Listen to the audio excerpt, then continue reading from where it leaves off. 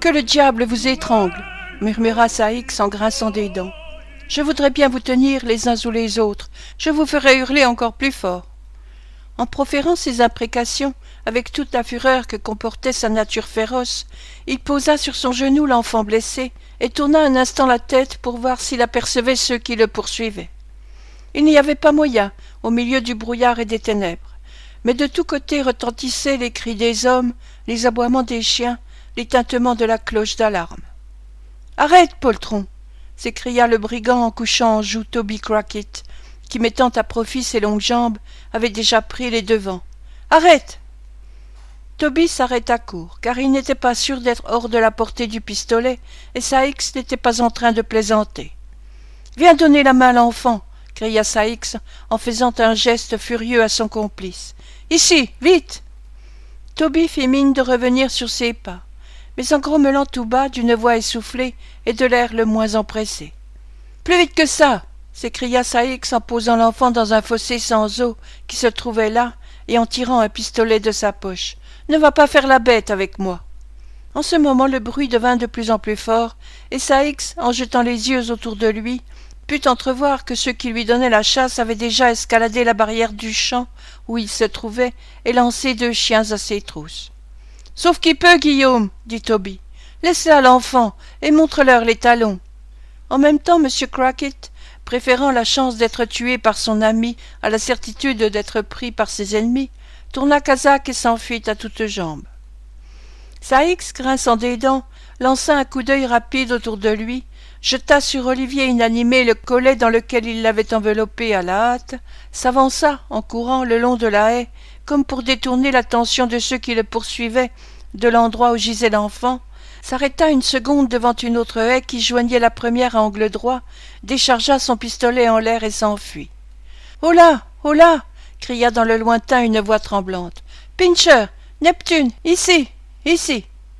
Les chiens, qui ne semblaient pas prendre plus de goût à ce jeu que leur maître, obéirent au premier ordre, et 3 hommes qui s'étaient avancés à quelque distance dans le champ en question s'arrêtèrent pour délibérer. « Mon avis, ou pour mieux dire, mon ordre, dit le plus gros des 3, est que nous retournions tout de suite à la maison. »« Tout ce qui convient à M. Giles me convient aussi, » répondit un petit homme à la mine rebondie, qui était très pâle et aussi très poli comme le sont presque toujours les gens qui ont peur. « Je ne serais pas assez malhonnête pour vous contredire, messieurs, » dit le 3e, qui avait rappelé les chiens. « Monsieur Giles sait ce qu'il fait. »« Sans doute, » répondit le petit homme, « et ce n'est pas à nous à aller à l'encontre de ce que dit monsieur Giles. Non, non, je connais ma position, Dieu merci, je connais ma position. » À dire vrai, le petit homme semblait se rendre très bien compte de sa position et savoir parfaitement qu'elle n'était nullement enviable, car la peur lui faisait claquer les dents. « Vous avez peur, Brittles, dit M. Giles. »« Non, dit Brittles. »« Si, dit Giles. »« C'est faux, M. Giles, dit Brittles. »« C'est vous qui mentez, Brittles, dit M. Giles. » C'était l'observation moqueuse de M. Giles qui lui avait attiré ces reparties un peu vives, et si M. Giles s'était moqué de Brittles, c'est qu'il était indigné de ce qu'on rejetait sur lui seul, sous forme de compliment, la responsabilité de la retraite. Le 3e individu mit fin à la discussion par une observation très philosophique. « Tenez, messieurs, si vous voulez que je vous le dise, nous avons tous peur. »« Parlez pour vous, monsieur, » dit M. Giles, qui était le plus pâle des 3. « C'est aussi ce que je fais, répondit-il. Rien de plus simple, de plus naturel que d'avoir peur dans de telles circonstances. Pour moi, j'ai peur. »« Et moi aussi, dit Brittles, mais on ne vient pas dire cela à un homme de but en blanc. » Ces aveux pleins de franchise apaisèrent M. Giles, qui reconnut qu'il avait peur comme les autres.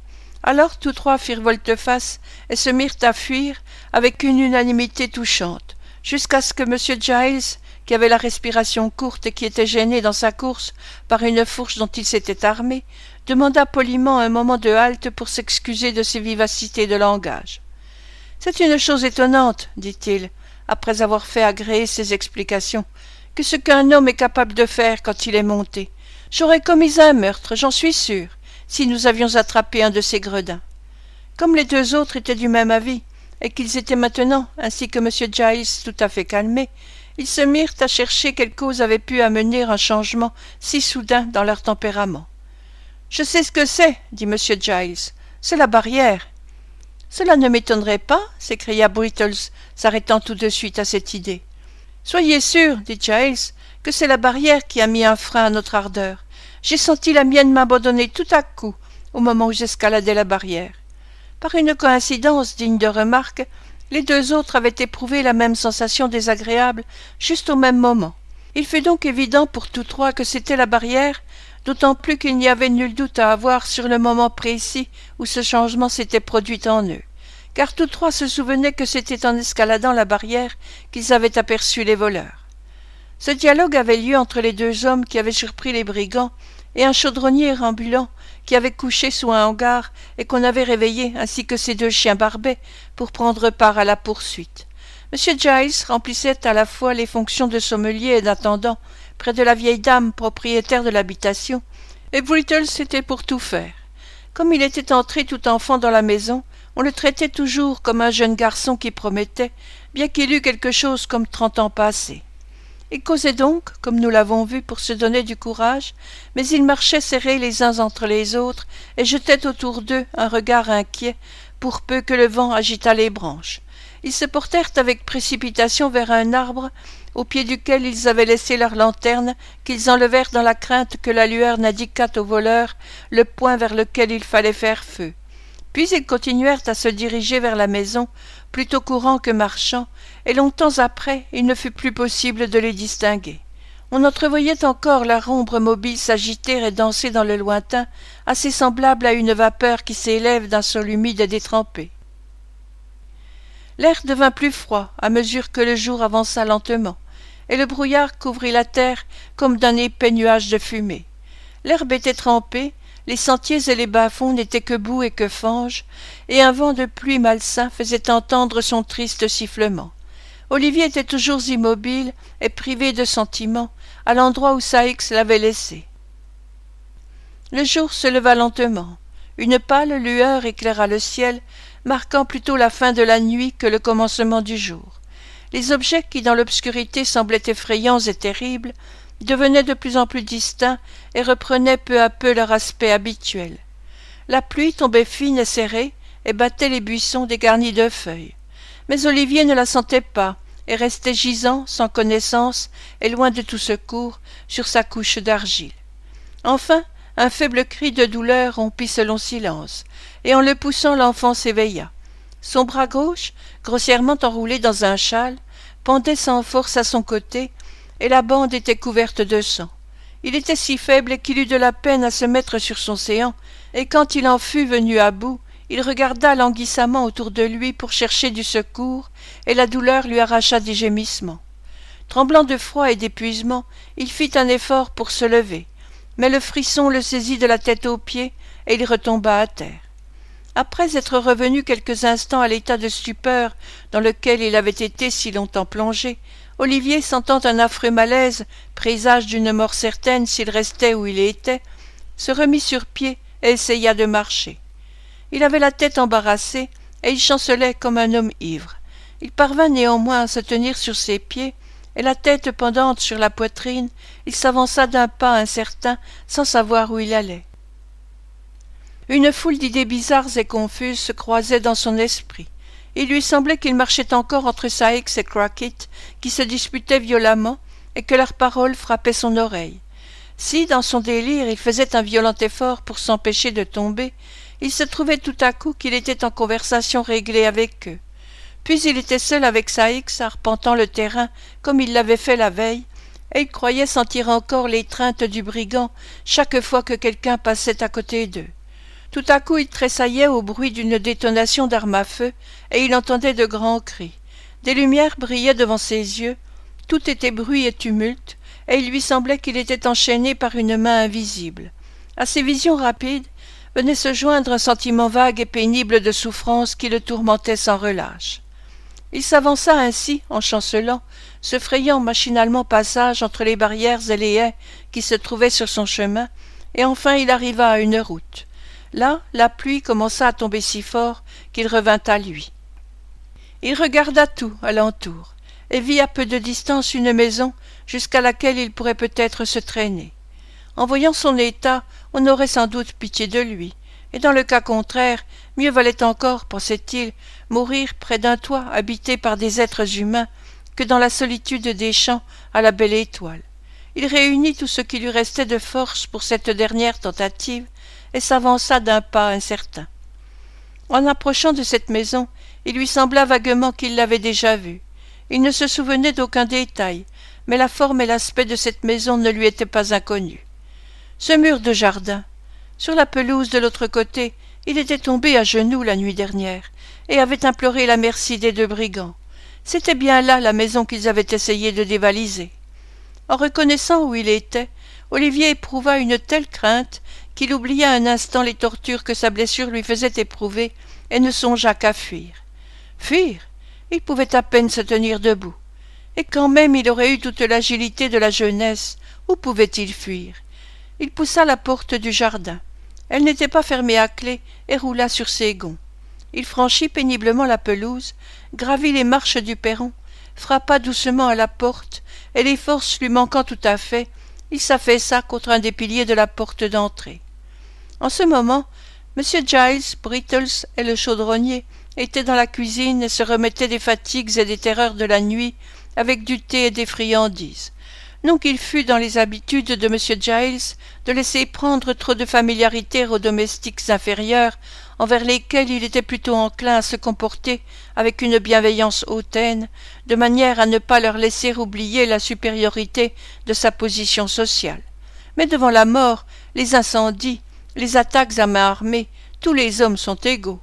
M. Giles était donc assis à la cuisine, les jambes croisées devant le feu, le bras gauche appuyé sur la table, tandis qu'il gesticulait du bras droit et faisait de l'attaque nocturne un récit détaillé et minutieux que tous les auditeurs, et surtout la cuisinière et la femme de chambre, écoutaient avidement.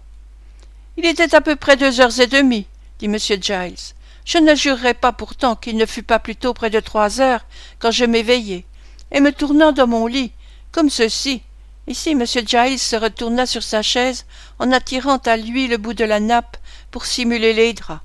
Il me sembla que j'entendais un certain bruit. À cet endroit du récit, la cuisinière pâlit et demanda à la femme de chambre d'aller fermer la porte. La femme de chambre s'adressa à Brittles et celui-ci au chaudronnier qui fit semblant de ne pas entendre. « Il me sembla que j'entendais un certain bruit, » continua M. Giles. « C'est une illusion, que je me dis d'abord. Et j'allais me remettre à dormir quand j'entendis le bruit recommencer et d'une manière distincte. »« Quel genre de bruit ?» demanda la cuisinière. « Une espèce de bruit sourd, » répondit M. Giles en promenant ses regards sur l'assistance. « Ou plutôt le bruit d'une râpe à muscade sur une barre de fer, » observa Brittles. « Peut-être bien au moment où vous l'avez entendu, monsieur, » reprit M. Giles. « Mais au moment dont je parle, c'était un bruit sourd. Je rejetai mes couvertures, et en même temps M. Giles repoussa la nappe. Je m'assis sur mon lit et j'écoutai. La cuisinière et la femme de chambre s'écrièrent en même temps « Dieu de Dieu !» et rapprochèrent leurs chaises l'une contre l'autre. « Alors j'entendis le bruit, à n'en pouvoir douter, » reprit M. Giles. « On est en train, que je me dis, de forcer une porte ou une fenêtre. Que faut-il faire? Je vais aller prévenir ce pauvre Brittles pour l'empêcher de se laisser assassiner dans son lit. Autrement que je me dis, on lui couperait bel et bien la gorge d'une oreille à l'autre, sans qu'il s'en aperçoive. » Ici tous les yeux se dirigèrent sur Brittles, qui avait les siens fixés sur le narrateur et le considérait, la bouche ouverte, de l'air le plus épouvanté. « Je repousse mes draps, » dit Giles en regardant fixement la cuisinière et la femme de chambre. « Je saute doucement en bas du lit. Je mets une paire de... »« Il y a des dames, monsieur Giles, » murmura le chaudronnier. « De souliers, monsieur ?» dit Giles en se tournant vers lui et en appuyant sur le mot. « Je m'empare du pistolet chargé qui est toujours sur l'escalier, près du panier à argenterie, et je me dirige à pas de loup vers sa chambre. Brittles, que je lui dis, après l'avoir éveillé, n'ayez pas peur. »« C'est tout à fait exact, » observa Brittles à demi-voix. « Nous sommes des hommes morts, à ce que je crois, Brittles, que je lui dis, mais n'ayez aucune inquiétude. »« A-t-il eu bien peur ?» demanda la cuisinière. « Pas le moins du monde, » répondit M. Giles. « Il a été aussi ferme, tenez, presque aussi ferme que moi. Moi je serais morte sur le coup, c'est sûr, observa la femme de chambre. C'est que vous n'êtes qu'une femme, répliqua Brittles qui reprenait un peu d'assurance. Brittles a raison, dit M. Giles en approuvant d'un signe de tête ce qu'il venait de dire. De la part d'une femme, on ne doit pas attendre autre chose. Mais nous qui sommes des hommes, nous prenons une lanterne sourde qui était sur la cheminée de Brittles et nous descendons l'escalier à tâtons dans l'obscurité, comme ceci. M. Giles s'était levé et avait fait 2 ou 3 pas les yeux fermés pour joindre le geste au récit. Quand tout à coup il tressaillit vivement, ainsi que toute la compagnie, et regagna vite sa chaise. La cuisinière et la femme de chambre poussèrent un cri. « On a frappé à la porte » dit M. Giles en affectant une parfaite sérénité. « Allez ouvrir, quelqu'un » Personne ne bougea. « Il est assez singulier qu'on vienne frapper à la porte si matin » dit M. Giles en considérant les visages pâles de ceux qui l'entouraient et en pâlissant lui-même. « Mais il faut ouvrir la porte, entendez-vous, quelqu'un » M. Giles, tout en parlant, regardait Brittles, mais ce jeune homme étant naturellement modeste, ne se considéra probablement pas comme quelqu'un et se persuada que cette injonction ne le regardait pas. En tout cas, il ne répondit rien. M. Giles fit signe au chaudronnier, mais celui-ci s'était tout à coup endormi. Quant aux femmes, il ne fallait pas y songer. « Si Brittles préfère ouvrir la porte en présence de témoins, dit M. Giles, après un court silence, je suis prêt à l'accompagner. » « Et moi aussi, » dit le chaudronnier, se réveillant aussi vite qu'il s'était endormi. Brittles capitula à ces conditions, et la société, quelque peu rassurée, après avoir découvert en ouvrant les volets qu'il faisait grand jour, monta l'escalier, les chiens formant l'avant-garde et les 2 femmes l'arrière-garde parce qu'elles avaient peur de rester seules en bas. Sur le conseil de M. Giles, tout le monde parlait très haut, afin de montrer qu'on était en nombre s'il y avait à la porte quelque mal intentionné. Une autre idée lumineuse traversa l'esprit du rusé M. Giles. Ce fut de pincer la queue des chiens dans le vestibule pour les faire aboyer à tue-tête. Ces précautions prises, M. Giles prit le bras du chaudronnier pour empêcher celui-ci de se sauver, dit-il en plaisantant, et donna l'ordre d'ouvrir la porte. Brittles obéit, et tous, se serrant les uns contre les autres, ne virent d'autre objet formidable que le pauvre petit Olivier Twist, épuisé et sans voix, qui entr'ouvrit péniblement les yeux et implora du regard leur pitié. « Un jeune garçon !» s'écria M. Giles en repoussant énergiquement le chaudronnier en arrière. « Qu'est-ce ? Tiens, Brittles, regardez donc, ne le reconnaissez-vous pas ?» Brittles, qui en ouvrant la porte avait eu soin de se tenir derrière, n'eut pas plutôt vu Olivier qu'il poussa un cri perçant. M. Giles, saisissant l'enfant par une jambe et un bras, heureusement ce n'était pas son bras cassé, le porta dans le vestibule et le déposa sur les dalles. « Nous le tenons !» cria Giles du bas de l'escalier. « Voici un des voleurs, madame. Nous tenons un voleur, mademoiselle. Blessé, mademoiselle. C'est moi qui ai tiré sur lui, madame. Et Brittles tenait la chandelle. »« Non, une lanterne, mademoiselle !» cria Brittles en mettant une main près de sa bouche pour donner plus de portée à sa voix. Les 2 servantes montèrent l'escalier en courant pour porter en haut la nouvelle que M. Giles avait capturé un voleur, et le chaudronnier tâcha de faire revenir Olivier de son évanouissement, de crainte qu'il ne mourût avant d'être pendu. Au milieu de ce bruit et de ce mouvement, on entendit une douce voix de femme, et tout s'apaisa à l'instant. « Giles !» dit la voix du haut de l'escalier. « Me voici, mademoiselle !» répondit celui-ci. « N'ayez pas peur, mademoiselle, je n'ai pas trop de mal. Il n'a pas fait une résistance désespérée. Il a vu bien vite qu'il avait trouvé son maître. »« Chut !» reprit la jeune dame. « Vous effrayez ma tante, autant et plus que les voleurs. Est-ce que le pauvre homme est dangereusement blessé ?»« Blessé mortellement, mademoiselle, » répondit Giles d'un air de satisfaction. « Je crois bien qu'il va passer, mademoiselle, » cria Brittles. « Ne voulez-vous pas venir le voir dans le cas où… »« Chut, je vous en prie, » reprit la jeune dame. « Attendez un instant que j'aille parler à ma tante. » Avec autant de douceur et de grâce dans sa démarche que dans sa voix, la jeune demoiselle s'éloigna et revint bientôt pour ordonner de transporter avec soin le blessé dans la chambre de M. Giles et dire à Brittles de sceller le poney et de se rendre tout de suite à Chertsey pour faire venir en toute hâte un constable et un médecin. « Ne voulez-vous pas le voir, mademoiselle ?» demanda M. Giles avec autant d'orgueil que si Olivier était quelque oiseau d'un plumage rare, abattu d'un coup de fusil qui faisait honneur à son adresse. « Pas seulement un petit coup d'œil, mademoiselle ?»« Non, pas pour tout un monde, » répondit la jeune fille. « Le pauvre garçon, Oh, traitez-le avec bonté, Giles, ne fût-ce que pour l'amour de moi. Le vieux domestique la regarda s'éloigner avec autant d'orgueil et d'admiration que si c'eût été sa propre fille. Puis, se penchant sur Olivier, il aida à le transporter en haut de l'escalier avec le soin et la sollicitude d'une femme.